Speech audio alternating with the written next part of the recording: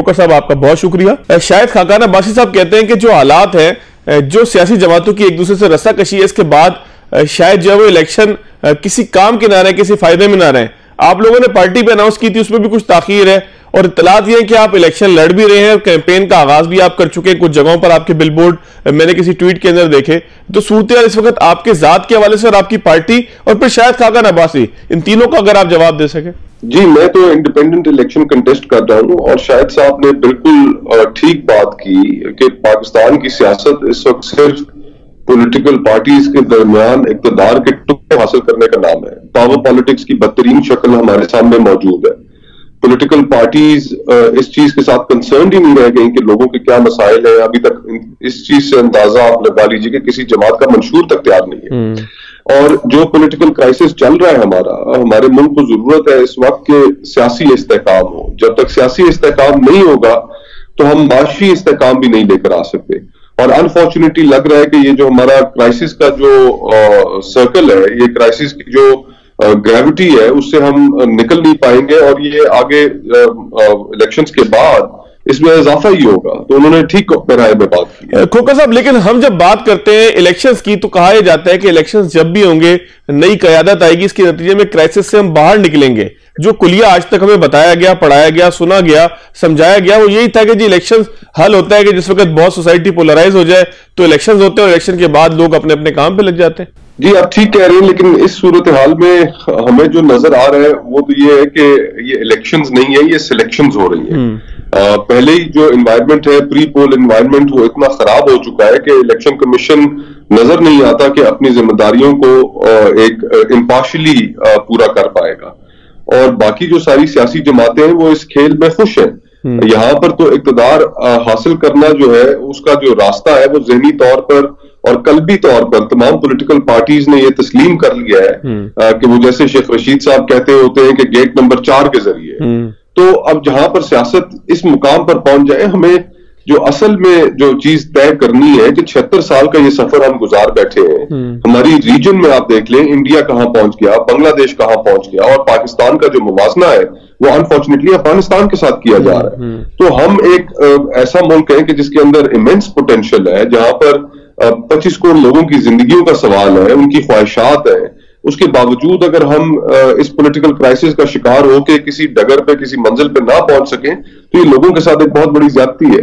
अच्छा खोखर साहब, अगर हम देखें तो दो तरह का इस वक्त मामलात है। एक वो पार्टियां हैं जो 30, 35, 40, 45 साल से सियासत कर रही हैं। हुकूमत में भी कहीं कहीं मरतबा आई, कोई 3 मरतबा आया, कोई 2 मरतबा आया।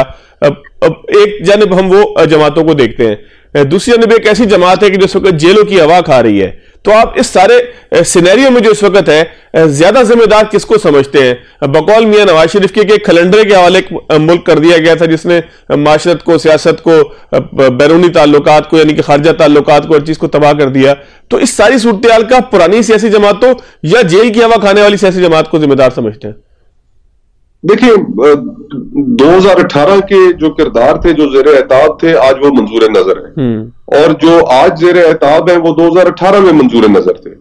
तो ये खेल पाकिस्तान में जब से खेला जा रहा है, आप अगर कोई भी गलती करते हैं तो वो जिस तरह एक साहब ने बड़ी अच्छी बात की, उन्होंने कहा कम से कम गलतियां ही नहीं करना सीख लें। 76 सालों से हम मुसर हैं कि हमने गलतियां भी बार बार वही करनी है और उन्हीं को दोहराना है, नई गलतियां भी हमने नहीं करनी। तो ये तो दायरों का एक सफर है कि आज ये मंजूर नजर हो गया, कल फलाना हो गया। और मियां नवाज शरीफ साहब ने भी जो रास्ता इख्तियार किया इक़्तिदार में आने के लिए, वो उनकी अब सियासत जो थी, अब वोट को इज्जत दो का नारा कहां गया, कहां गई वो सारी गुफ्तगू? तो पॉलिटिकल पार्टीज के नजदीक बयानिए की अहमियत नहीं है, उनके नजदीक अपने नजरियात की अहमियत नहीं है। ये सिर्फ इक़्तिदार हासिल करने का एक खेल है कि जिसमें अवाम को कुछ मिल नहीं पा रहा। फिर भी हम ये समझते हैं कि democracy is the way forward और उस डेमोक्रेसी को ही बेहतर करना है। लेकिन साहब, ये करेगा कौन? पॉलिटिकल सिस्टम की कमजोरी है। हम बहुत आसानी से कह के निकल जाते हैं कि थर्ड वर्ल्ड कंट्रीज में इसी तरीके से होता है, जहां मईशत कमजोर हो वहां पर इसी तरह बेयकीनी होती है। ये 3-4 जुमले हैं पेटेंट किस्म के जो कोई भी कह के निकल जाता है। लेकिन इसका सोल्यूशन आखिर है क्या? आप जाहिर है कि कैसी आवाज सोसाइटी में नजर आते हैं कि जो पढ़ा लिखा है, जो एक पॉजिटिव वे के अंदर पाकिस्तान को ले जाने की बात कर रहा है, लेकिन ये सब कुछ होगा कैसे, करेगा कौन? क्योंकि जिसकी करने की बात है लगता है कि उसकी अवाम में पजीरा ही नहीं है। ये आप बिल्कुल ठीक कह रहे हैं। ये ऐसा एक अमल है कि जिसमें कम से कम पहली जो स्टेज है वो तो ये है कि कॉन्वर्सेशन शुरू हो, लोगों को अंदाजा हो कि हम खड़े कहां पर हैं और हमारे प्रॉब्लम्स क्या है, और फिर उन प्रॉब्लम्स की सॉल्यूशंस क्या है, कि कम से कम ये गुफ्तगू शुरू तो हो। और फिर उसके बाद इवेंचुअली माशरा इस मुकाम पे जरूर पहुंचेगा, जिस तरह हमारे यहाँ हर दिहाई के अंदर आप देखिए कि एक नई पॉलिटिकल लीडरशिप जरूर उभर कर सामने आती है। लेकिन अगर हम ऑर्गेनिकली चीजों को होने दें तो फिर चीजें किसी मंतकी अंजाम पर भी पहुंचे। आखिर क्या वजह है कि इस मुल्क के अंदर कोई भी वजीर आजम अपनी मुद्दत पूरी नहीं कर सका हमारी पूरी तारीख में? तो अब जो पॉलिटिकल पार्टीज का इस वक्त, दो बड़ी पॉलिटिकल पार्टीज का जो बयानिया है अवाम के सामने, वो मसलूमियत का है। मियां साहब कह रहे हैं कि मेरे साथ 2017 में बड़ी ज्यादती हुई, मुझे निकाल दिया गया। जो तहरीक इंसाफ है वो ये बयानिया लेके जा रही है कि जी हमारे साथ अभी बड़ी ज्यादती हो रही है।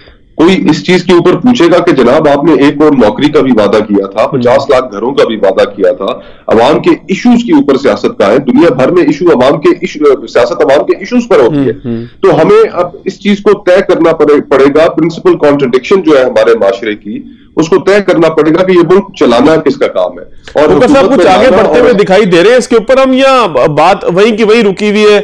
चंद आवाजें हैं जो सोसाइटी से उठती है, चंद सेमिनार हैं, चंद ऐसे लोग हैं कि जो सोसाइटी में चेंज की बात कर रहे हैं, लेकिन कोई तहरीक बनती दिखाई दे रही है आपको? कोई लगता है कि लोग पॉजिटिवली इसको रिसीव भी कर रहे हैं?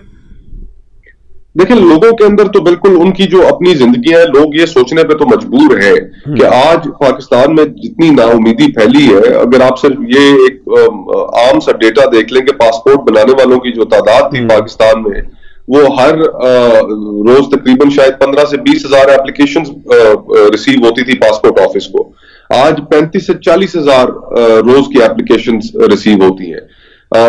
कागज उनके पास पासपोर्ट बनाने के लिए खत्म हो गया है। 3-3 महीने की लोगों को तारीखें दे रहे हैं। एक मुल्क के अंदर नाउमीदी है और लोग मुल्क छोड़कर निकलना चाहते हैं क्योंकि यहां पर वो अपना मुस्तकबिल महफूज नहीं तस्वुर करते। टैलेंट आपके मुल्क से निकल रहा है। इस सूरत हाल के अंदर लोगों को अंदाजा तो है कि कोई गुफ्तगू तो करे। मैं ये समझता हूं कि कतरा कतरा दरिया बनता है। हमें ये गुफ्तगू अहम है, गुफ्तगू नहीं छोड़नी चाहिए, अपनी सोच लोगों के सामने पेश करती रहनी चाहिए और फिर इवेंचुअली रास्ता निकल आएगा इंशाल्लाह। यानी कि अब हम ये गुफ्तगू नहीं छोड़ सकते, ये कॉन्वर्सेशन नहीं छोड़ सकते। हमारा मुल्क है, हमने इसी को बेहतर करना है और बेहतरी की जो बात है, जो गुफ्तगू है, वो जारी रखेंगे इंशाल्लाह। बिल्कुल ठीक है। थोड़ा सा आगे चलते हैं क्योंकि लोग ऐसा ना हो कि हम कहेंगे ये पॉजिटिव गुफ्तगू के अंदर जो है वो लोग बोर होना शुरू हो जाए। भुट्टो साहब के अदालती कत्ल के हवाले से अदालतों के अंदर केस सुनवाई की तरफ आ रहे हैं। नून लीग के लीडर ये कहते हैं कि जी नवाज शरीफ के साथ भी वैसी ही ज्यादती हुई, उनके साथ भी उसी तरीके के मामलात हुए, उनको भी अदालती बुनियादों पर बाहर निकाला गया। उस तमाम केस को क्या दोबारा इस तरीके से मौका मिलना चाहिए? और खासतौर पर अगर हम बात करें मियां नवाज शरीफ के केस के साथ, तो कोई कंपैरिजन, कोई मवाजना नजर आता है? मवाजना बिल्कुल नहीं है। मियां साहब के जो केसेस थे, जो उनका दावा था, उनको अदालतें और निजाम इंसाफ उनको रिलीफ दे रहा है। वो हमें नजर आ रहा है कि एयरपोर्ट के ऊपर बैठकर उनको हाजिरी लगाई जा रही है और एक प्रोक्लेम्ड ऑफेंडर जो दीगर जिसको किसी कानून के अंदर कोई रियायत हासिल नहीं होती, मियां साहब को वो तमाम रियायत दी जा रही है।